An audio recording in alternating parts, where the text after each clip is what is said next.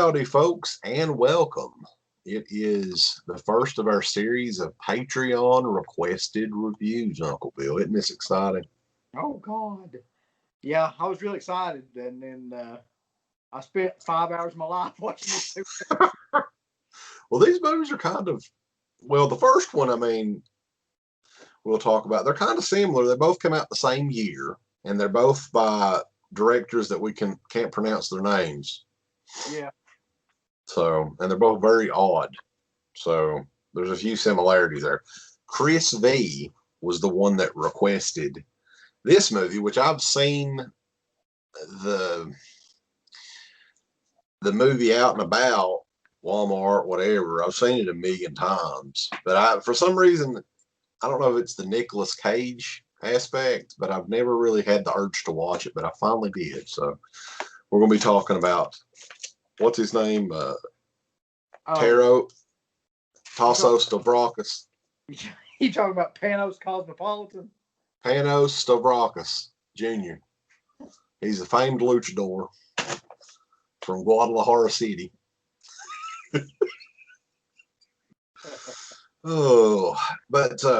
This is one. Mandy is the name of it. Nicolas Cage. The story with Nicolas Cage does he have financial issues or something? Is that why he's doing like 87 movies a year? Yeah, I'd always heard that like he lost the majority of his money because he was a really bad gambler, and bought like a dinosaur egg and spent like I don't know how many millions of dollars buying shit like that. And then, like, I guess he wasn't a mainstream guy anymore. So he just started doing, like, any movie that came on. And this is a prime example of that, because this is something that, had a movie like this come out in 1993 or 94, whenever, whatever some of his big movies were, Navy SEALs or Con Air or something like that, whatever he was in back in the day, I can't remember. You would never have expected Nicolas Cage to be in Mandy, but he is. He's the star of the movie. He plays Red Miller is the character's name. He's a lumberjack, and him and his wife, Mandy, of course, live in the middle of fucking nowhere. They're basically in eastern Kentucky. Maybe they're in like, Dwell, pretty much. It could be. Van Leer. It could be like, Arkansas Creek around here. Yeah. So here's the thing about this movie too. Here's one of the things about this movie. This cover is not misleading at all. Right? I don't know how well you can see that, because almost the entire movie is shot in pink, purple, and blue. Yeah, there was a point, like I just bought a new TV, and there was a point in this movie where I really started to think something was fucked up with my TV, because not only is it shot like oversaturated and in these really like vivid pink colors, but it's also like there's parts of it that are purposely kind of blurred out, and then they come into focus like all throughout the movie. And it's really, I guess that was the point though, is it's really kind of disconcerting to watch. Like, trying to focus on anything. I mean, they did create a mood and an atmosphere in it with that, and the music. The music is really good in it.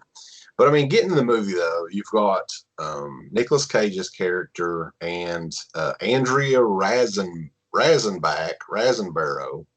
is the actress that plays Mandy, who I'm convinced that they got just because she looks almost exactly like Shelley Duvall.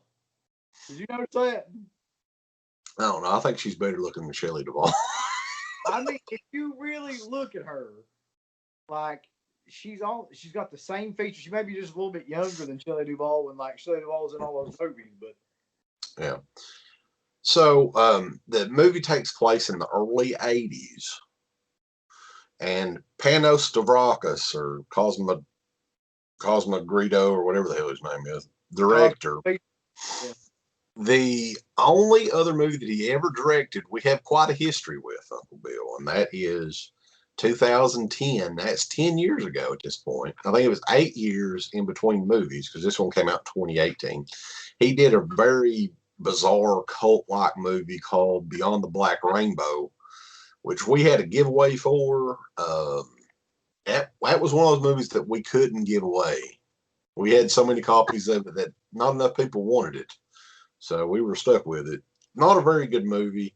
I think Mandy's probably a little bit better than Beyond the Black Rainbow from what I can remember. But I thought that was interesting that we kind of had a history with his first movie back the original DEADPIT Radio days. But anyway. I remember that movie too, just because it was so bizarre and it had the same kind of tone as this movie.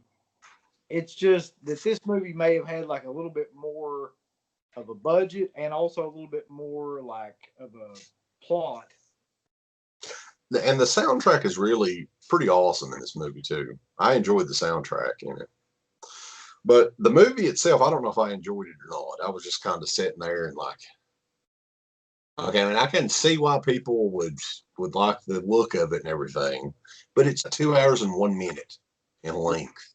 Yeah, we were sitting there watching it because Savannah and I watched it, and I think she said you really have to be a particular type of person to like this movie, and I think that's true. Like, there are people out there that I could 100% see that would love this movie, but you have to be a certain type of person. Like, there's not going to be any in between people.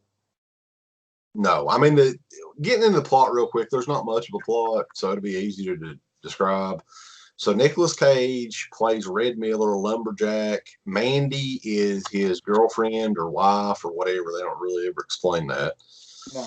And they live in the middle of nowhere. She is like a daydreamer that's reading like all these novels and stuff during the day, works at the gas station. And throughout this too, this is probably 45 minutes worth of the movie. You just get that much, and just they have long shots of Mandy, the girl that plays Mandy, and then there's a cult led by the actor's name is Linus Roach.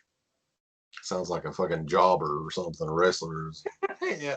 Who plays Jeremiah Sands, and he's got this gang of misfits that's just, that kind of does his bidding. I think that character was maybe loosely based on like a Charles Manson or something. What do you think? Because he was a musician as well.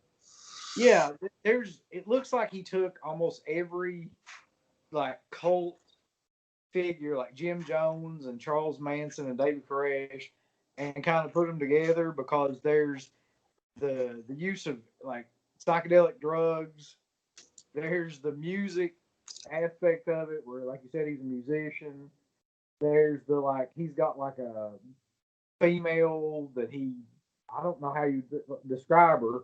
She's basically like, she's an older woman too, which is. Well, there's two though. There's the older one, and then there's the one that's like the one he tries to seduce people with. So that's kind of Charles Manson-ish, and the whole thing looks like it's a culmination of a bunch of different cult leaders. So the first half of the movie kind of leads up to them murdering Mandy in a very fucking sadistic way. I'll say that as well. I mean, I don't want to give everything in the movie away for those that haven't seen it, if there's anybody left out there. So the second half of the movie is basically it's a revenge movie at that point. So the Red character going after each of these cult members and taking them out. And I think there's a scene where he hand forges his own axe to murder them with or whatever. Which looks like identical to the Klingon thing that they use in Star Trek. I don't know if that was purposeful or not, but yeah. Right. Well, I mean, there was I don't know either. It was almost like a fantasy type weapon, something that Paul Ehlers would have made. Yeah, that's exactly what it was like. There's a scene with Bill Duke in this movie as well. Now that surprised the hell out of me, because I was thinking, I thought Bill Duke died. Did he die? No, he's still around, but I don't know if it was just because Sonny Landham had passed away and they're both in Predator or whatever. So I will say though that I thought his scene was like probably one of the best scenes in the movie. I mean, his blackness makes him look the same. Like he's like almost 80 years old, and he looks exactly the same because he's so dark. Is he 80? He's like 78, I think. 78 years old. Oh, he's close to 80. So, another thing though, we were talking about the Jeremiah Sands was a musician, right? I don't know if you know this or not. Sacred Bones Records have released a Jeremiah Sands album on vinyl and 8-track. Seriously? 8-track. I'll listen to some of it on Spotify. It's not like I don't know why anybody would buy that. It's very bad. Like I don't know who they got to do the music or whatever, but there's some insane gore sequences as well in this too. I mean, it's kind of a very overtly, much like maybe Evil Dead or something like that. Like the gore kind of remind me of that a little bit. Yeah, I mean, there's something for everybody in this, including like chainsaw use and all kinds of other stuff. Like, yeah, and I had heard that Cosmopolitan Stavrakos. There you right. go. Panos. He had mentioned to, I guess, when they were in pre-production for the movie, that he wanted Nicolas Cage to watch Friday the 13th and base his character on Jason Voorhees as far as the movements and stuff. I think Kane Hodder's Jason Voorhees. Yeah. So I thought that was kind of interesting. I would have loved to have had a live commentary with Nicolas Cage watching Friday the 13th, like part 6 or whatever, part 7. So, well, I mean, so Nicolas Cage in this movie, like, to me, Nicolas Cage has varying degrees. I don't know, like, if he, gets way too wasted at points and really gets into these movies and doesn't care. But, like, some movies that he's in, he's amazing. And then some movies that he's in are, like, the worst thing you'll ever see. And I feel like that this falls somewhere, like, in between that. Like, there's scenes in it where he's really good, and there are scenes in it where he's just like really overacting, and I don't know what the direction was. Yeah, I mean, my problem with this movie, I think, was the length. If it was a half an hour shorter, I would have enjoyed it a lot more. I just think that it's very independent movie in that, like, like just the filmmaking itself, like the cinematography and all that. And I think it takes them too long to get to the meat and potatoes, baby. That's what I like. I will say though that like almost like everybody else in this movie is amazing. Really, like the girl that plays Mandy is great. The guy that's a cult leader is great. Like Bill Duke is great. I think that actually Nicolas Cage is the biggest part of the problem with the movie, really, because you keep waiting on him to do something to, like, I don't know, like Hulk out, or there'd be like, and he does kind of, but he's still Nicolas Cage. Like, I don't know how to explain it. Like, there's no. Yeah. He kind of sticks out like a sore thumb or something. Like, they could have picked anybody else, but they needed a name. I understand, but like, they could have picked anybody else who'd probably fit better. I don't know why they would. Yeah, I mean, I don't know. I'm kind of with you on that one though, because you're like, what in the hell is he doing in a movie like this? It just doesn't work. But yeah, I mean, I'm glad that I at least watched it one time. I'll probably never ever watch it again. But I mean, that is Mandy. It's very out there. The thing that I like the most about it, I think, was the soundtrack. The soundtrack is really good on it. Very atmospheric, if you will. Yeah, I mean, I like the soundtrack too. I also like there are points in it where it was nice that things weren't shot the same way as everybody else always shoots them, like the cinematography of the movie. But then there are points in it. It's kind of a pro and a con, because I think that gets overused throughout the movie. There's like, I can give you a scene that stood out where like the cult leader has got them kidnapped, and he's talking to Mandy, and his face kind of like shifts into her face and then back outwardly into his face, which I thought was pretty alarming, pretty disturbing. Right. But then there are other scenes where shit comes into focus and goes out of focus, and like you're just getting a headache after some point. Like I understand the value of trying to create that atmosphere. Wasn't it the movie? I'm thinking it was Drive, the movie with Ryan Gosling that used those colors quite a bit. And was there anything before that?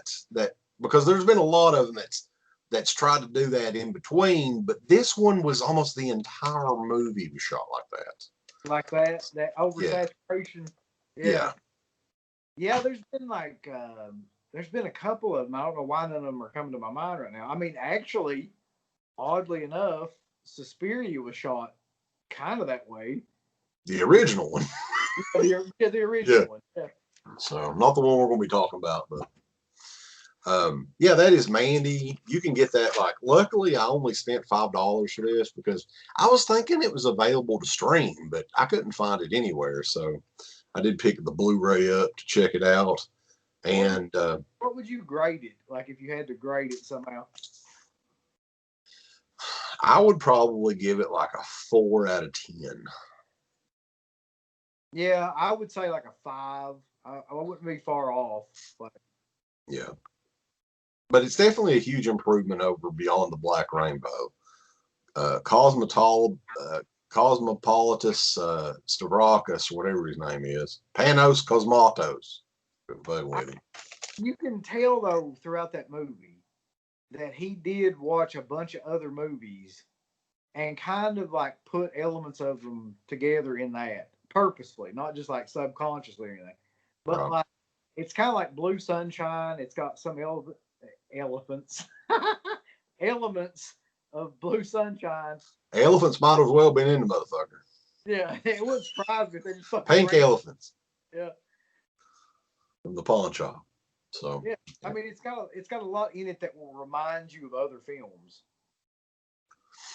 But I'm like you though. If they had cast someone else as the lead role, I think it would have. Everybody would have. Well, I mean, people like it, but I think more people would have caught on to it. Because for me, like Nicolas Cage is one of those guys that I don't have an interest in seeing any of his movies. And he honestly, like, he didn't carry the movie. And really, that was the whole point of the second act of this movie is that he would have to carry it. Mm-hmm. He just can't do that. Like, he didn't, really. A special thank you goes out to our supporters on Patreon. The Patreon website has a complete archive of the DEADPIT Radio shows starting way back in 2005, in addition to all of the midweek shows archived, commentaries, all that good stuff. If you're interested, and we appreciate all the support, go to www.patreon.com/IntoTheDeadPit. Tiers start as low as $1 per month.